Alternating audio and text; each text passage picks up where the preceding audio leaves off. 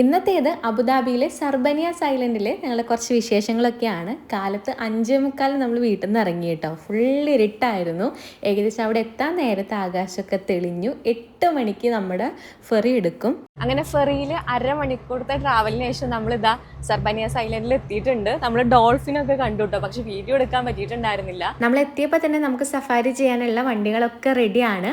Holiday Panda ടൂർസിൻ്റെ package എടുത്തിട്ടാണ് നമ്മൾ വന്നിട്ടുണ്ടായിരുന്നത്. അതുകൊണ്ട് തന്നെ അവരൊരു പാസ്പോർട്ട് സൈസിൽ ഒരു ബുക്കൊക്കെ തന്നിട്ടുണ്ടായിരുന്നു. ഇതാണ് കേട്ടോ നമ്മുടെ ടൂർ ഗൈഡ്. ആള് മലയാളിയാണ്. മാത്രമല്ല നമ്മുടെ വണ്ടിയിലുള്ള എല്ലാ ആൾക്കാരും മലയാളീസ് ആയതുകൊണ്ട് ഇവർ മലയാളത്തിൽ തന്നെയാണ് എല്ലാ കാര്യങ്ങളും പറഞ്ഞു തന്നിട്ടുണ്ടായിരുന്നത്.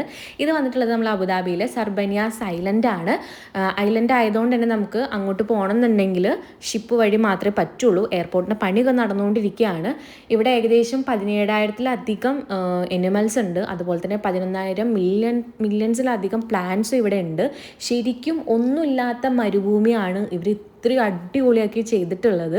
അങ്ങനെ സഫാരി കഴിഞ്ഞിട്ട് നമ്മൾ ലഞ്ച് കഴിക്കാൻ പോയിട്ടോ. ഇതൊക്കെ നമ്മുടെ പാക്കേജിൽ ഇൻക്ലൂഡഡ് ആണ്. അടുത്ത് നമ്മൾ പോയിട്ടുണ്ടായിരുന്നത് കയാക്കിംഗ് ചെയ്യാൻ വേണ്ടിയിട്ടാണ്. അത് ഞാൻ ചെയ്തിട്ടുള്ളത് കായലിലൊക്കെയാണ്, പക്ഷേ ഇത് വന്നിട്ടുള്ളത് ബീച്ച് തന്നെയാണ്. ബീച്ച് ഇവരിങ്ങനെ ഓരോ ഭാഗം കെട്ടി നിർത്തിയോണ്ട് തിരയൊന്നുമില്ല. അതുപോലെ തന്നെ നമുക്കിത് ഇറങ്ങാനൊക്കെ പറ്റൂ കേട്ടോ. അത്ര ആഴൊന്നുമില്ല. നമ്മളിതിൽ ഇറങ്ങിയിട്ട് ഫോട്ടോസൊക്കെ എടുത്തിട്ടൊക്കെ ഉണ്ടായിരുന്നു.